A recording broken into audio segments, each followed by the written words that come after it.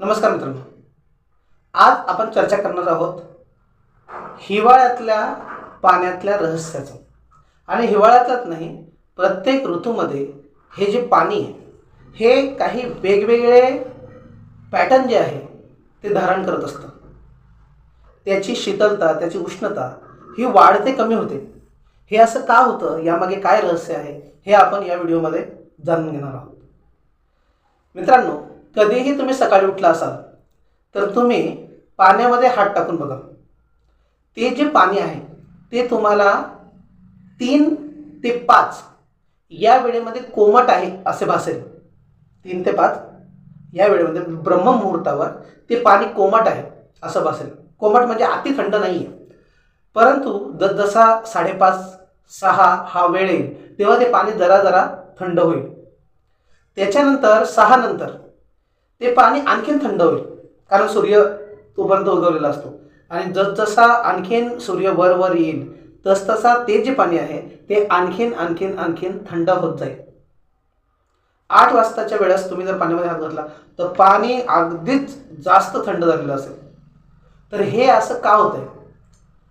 तर मी एका साधूकडून असं ऐकलं होतं की हे जे पाणी आहे हे ब्रह्ममुहूर्तावर उठणाऱ्या साधूंसाठी, ऋषींसाठी, संतांसाठी, कर्मवीर अशा पुरुषांसाठी, महिलांसाठी ते कोमट रूप धारण करते. ज्यामुळे त्या साधूची जी आंघोळ आहे, जे स्नान आहे ते खूप चांगल्या पद्धतीने व्हावं. त्याचा पहिला तांब्या हा मस्तकावर पडावा, कारण ते पाणी तेव्हा कोमट असतं. आणि नंतर जसजसा सूर्योदय व्हायला लागतो, सूर्य उगवायला लागतो, तसतसं ते पाणी हळूहळू आपलं रूप पालटून थंड व्हायला लागतं. आणि मग उशिरा उठणाऱ्या लोकांना ते थंड पाणी न घेता आल्यामुळे ते पाणी गरम करून मग ते स्नानासाठी वापरतात.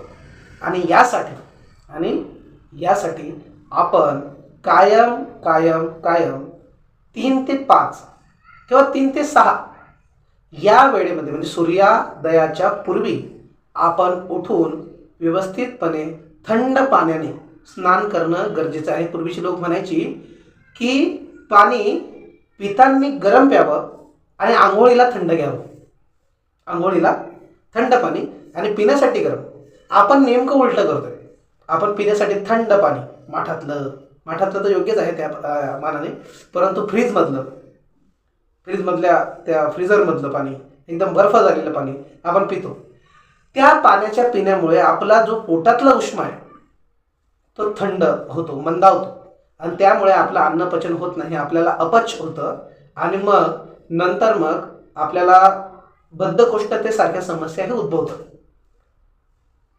संडास व्यवस्थित साफ होत नाही, पोट व्यवस्थित साफ होत नाही, त्यामुळे इतर वेगवेगळे आजार हे पुढे येतात. आणि म्हणून पाणी हे पितांना गरम पिलं पाहिजे, असं सर्व प्रकारचे आयुर्वेद, सर्व प्रकारचे जे दर्जेदार डॉक्टर आहेत ते सांगत असतात. त्याचप्रकारे आपल्या धर्मशास्त्रामध्येही ते सांगितलेलं आहे की पाणी गरम घ्यावं. आता थंड का घ्यावं? तर बघा, आपल्या डोक्यावरची केस आहेत, आपली त्वचा आहे, ही गरम पाणी घेण्यासाठी नाही आहे. ही गरम पाणी, फार कडक पाणी असं घेण्यासाठी नाही आहे. जे 3 ते 5 या वेळेमध्ये थंड पाणी थोडंसं कोमट राहतं, तसं पाणी आपल्या शरीराला मानवणारं आहे. आणि म्हणून पाणी जे आहे हे सुद्धा त्या ब्रह्ममुहूर्तावर उठणाऱ्या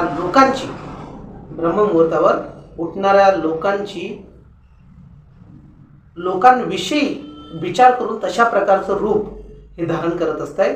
आणि मग हळूहळू त्याचं रूप जे आहे तो मूळ स्थितीमध्ये आणत असतो. आता या 3च्या पूर्वी जरी तुम्ही त्या पाण्यामध्ये हात घातला, पहाटेच्याही पूर्वी, तरी ते पाणी तुम्हाला थंडच दिसेल. परंतु या वेळेमध्येच हे जे पाणी आहे हे अचानक उष्म, म्हणजे थोडंसं कोमट व्हायला सुरुवात होते. तर माझ्या शब्दांवर जर तुम्हाला विश्वास नसेल तर तुम्ही जरूर ब्रह्ममुहूर्तावर उठून पाण्यामध्ये हात घालून बघा. पाणी कशा प्रकारे बदलत जात आहे 8 वाजेपर्यंत, सूर्योदयानंतर 3 ते 8 या वेळेमध्ये. तर ही व्हिडिओ आपल्याला कशी वाटली हे आम्हाला कमेंट करून नक्की सांगा. व्हिडिओला लाईक करा, शेअर करा, आणि अजूनही आमचं चॅनल सबस्क्राईब केलं नसेल तर सबस्क्राईब करा. अशाच प्रकारच्या माहिती, आध्यात्मिक, ऐतिहासिक, प्रवास, मुलाखती आम्ही या चॅनलवर अपलोड करत असतो. आशा आहे आपल्याला आमचा हा प्रयत्न आवडेल. धन्यवाद.